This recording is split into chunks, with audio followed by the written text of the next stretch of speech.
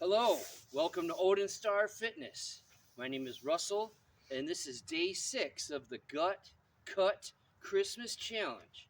So today, we're following up. Yesterday we had a rest day, and if you haven't seen that video, check it out because rest days are important. But today is a work day, so I have fasted all day. To be exact, it's about 22 hours right now. By the time I go in and eat and finish, it should be around a 24-hour fast. Um, when it comes to fasting, really anything, it's something you build to. Don't freak out about doing a 24-hour if you're unfamiliar with it at first. Maybe you can only do an 8-hour. Maybe you can only do a 2-hour, which doesn't count as a fast probably, but if you can get anything over 8 hours, you're starting to do well. 16 to 18 hours, I believe, is what science will say. Um, Once you get into the 16 to 18-hour range, now all the workouts you do, the cardio and activities you do, should theoretically come straight from your fat stores. And this is because you have burned out all the carbohydrates that is running through your bloodstream. So at this point, I am very confident that I am burning my calories from fat, and that is important.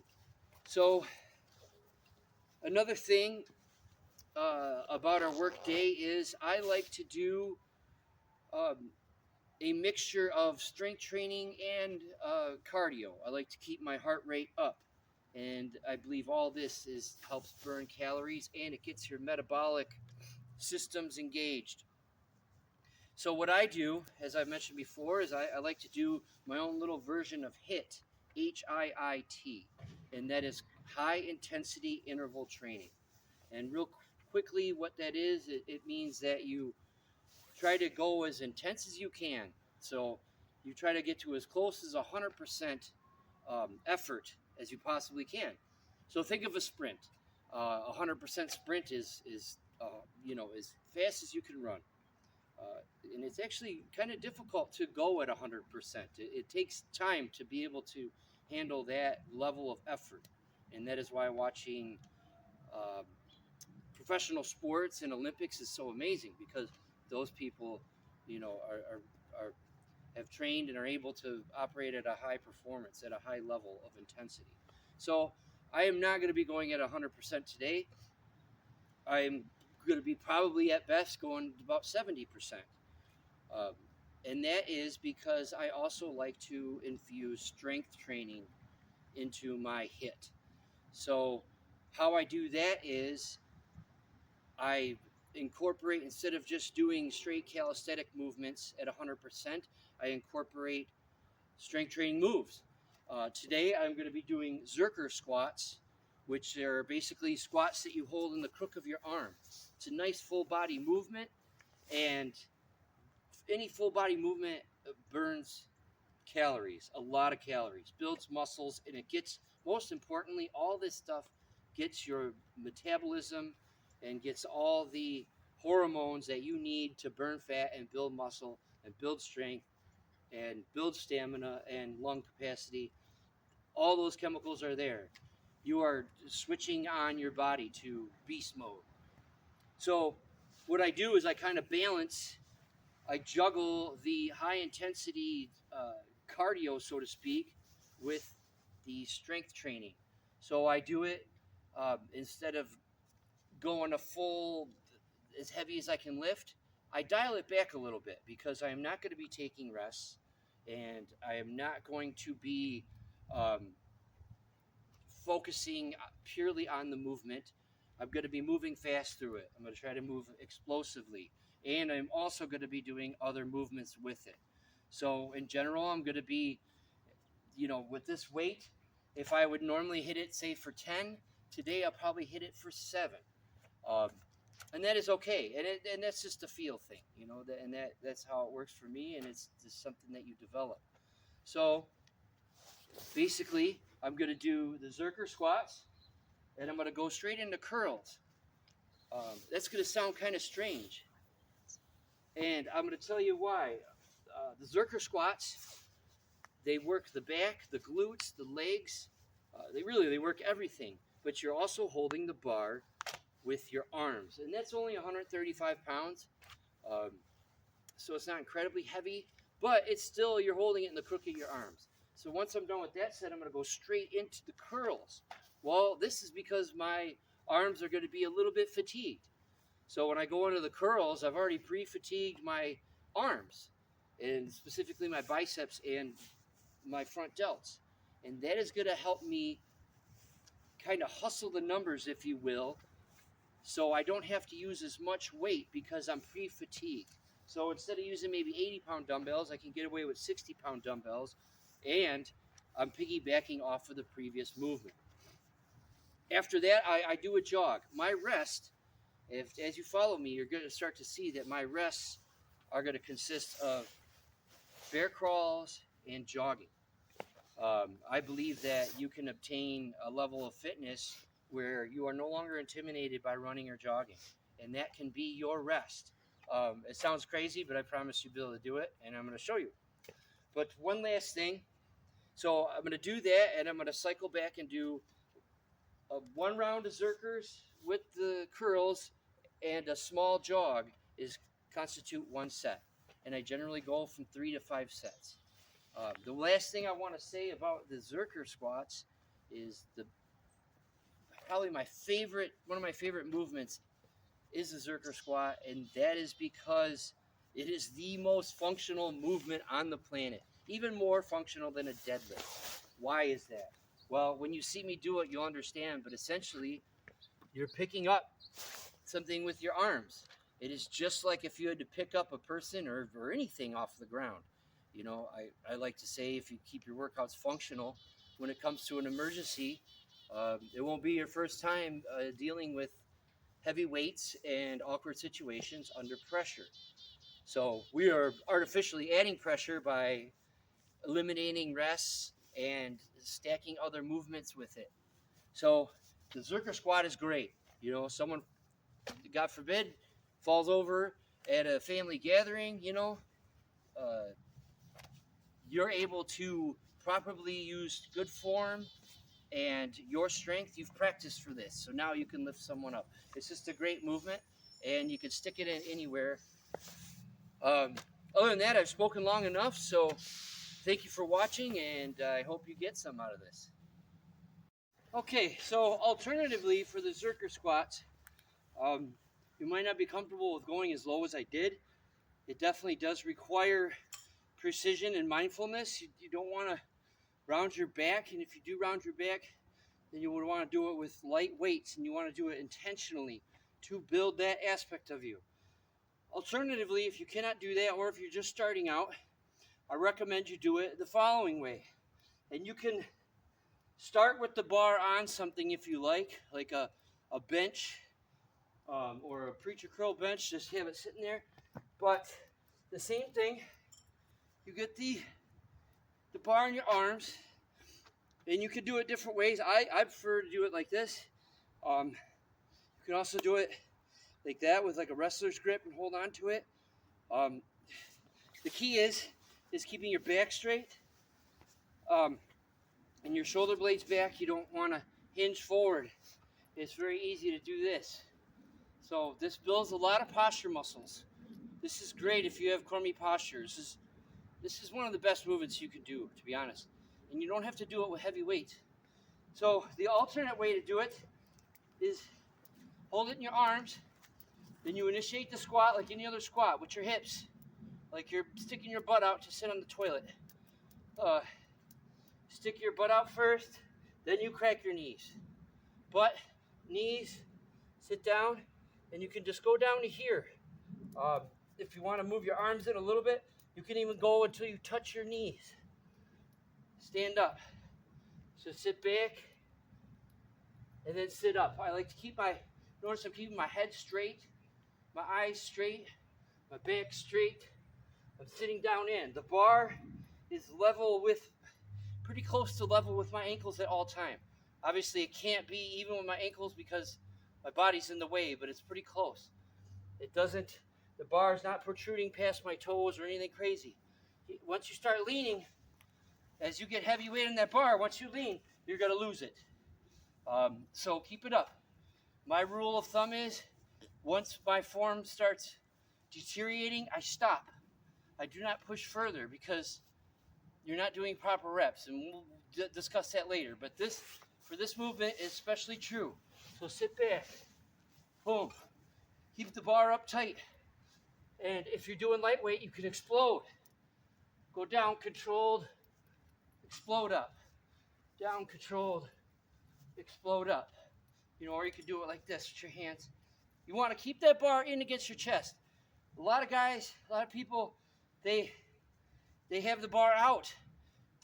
You're not going to be able to hold 225, 300 pounds out like this, and you wouldn't do that anyways. If you were holding your loved one in your arms, you're going to keep them against your chest. And there's myriad reasons for that. For one, it's control, and you're able to engage your hips and shoulders and use your body's strength. So practice keeping it against your body. Practice keeping it against your body. And that's all.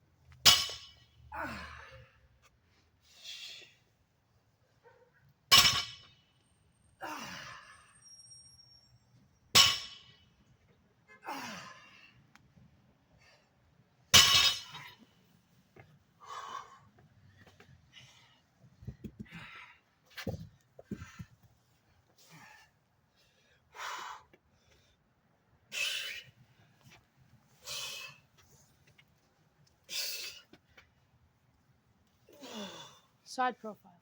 Oh, yeah. There we go.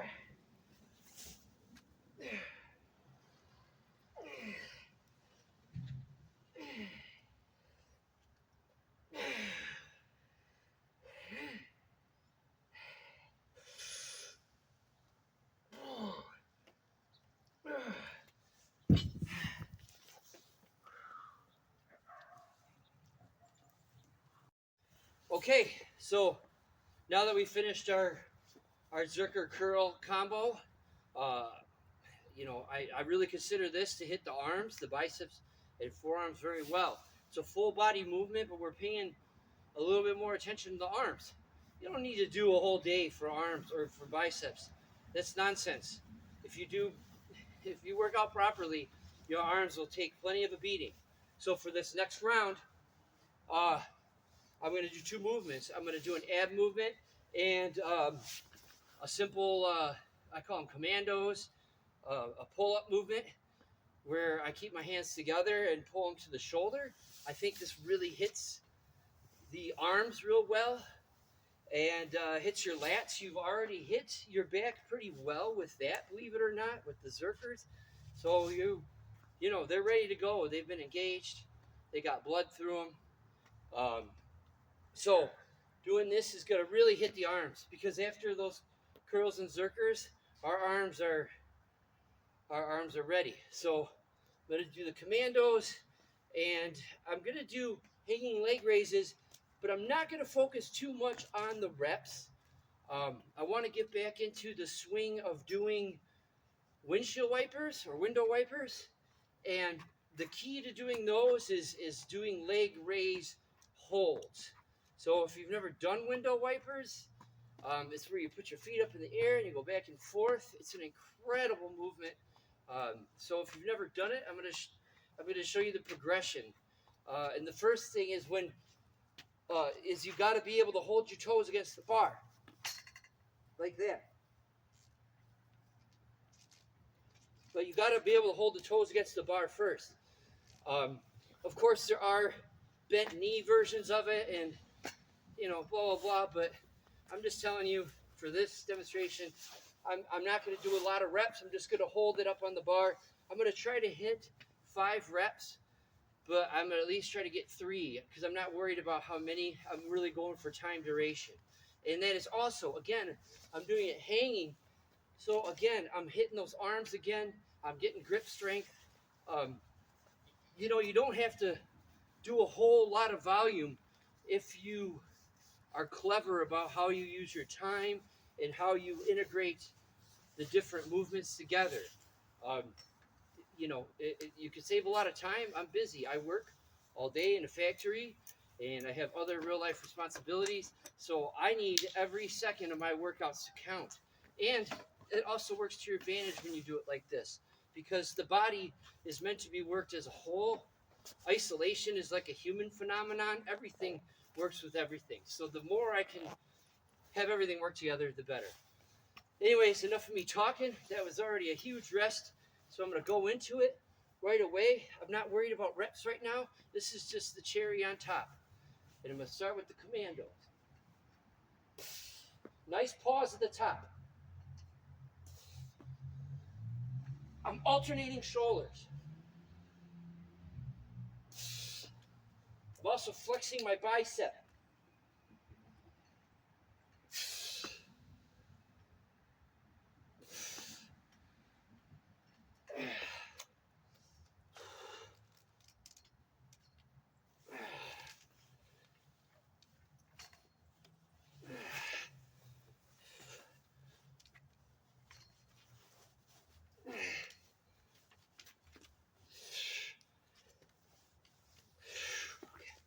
And then same thing, jog a lat.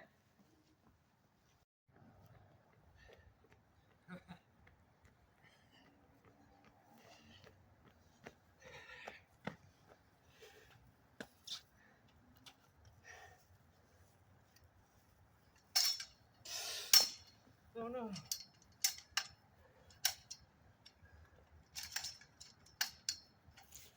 Should I restart? That's right, no. That's what happens in real life.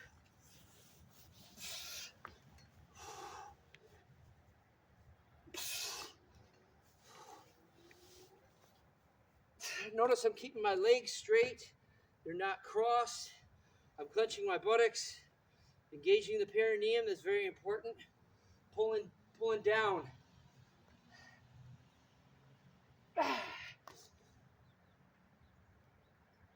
As you can see, my arms are toast. So what I want you to see by these leg raises is very important. This is one of the few exercises that you round your back. It's not just lifting legs. You're actually curling your hips as much as possible, but you're also keeping your head forward. In other words, you're not leaning back like this. I mean, yes, that happens, but ideally you're trying not to. So what I mean by that is I'm keeping my trunk, this part of my body, straight. I'm not leaning back like I'm at the movie theater. But at the same time, I'm rounding my hips. Rounding my hips, that's doing that it makes it necessary that I use all my abdominals. I'm squeezing my abdominals. I'm not just going through the motions. I'm pulling my legs up, tightening, as if someone was going to punch me in the stomach. This is very important. That's why you see dudes or people doing hundreds of sit-ups and they still, look like a tuna can. It's because they're going through the motions. You're out here, you're working out. Forget going through the motions. You might as well do it right. The best as you can, even if it's only one. Do one good one is better than 100 crappy ones. Or All right, so rounding my hips. See how my butthole is pointing forward.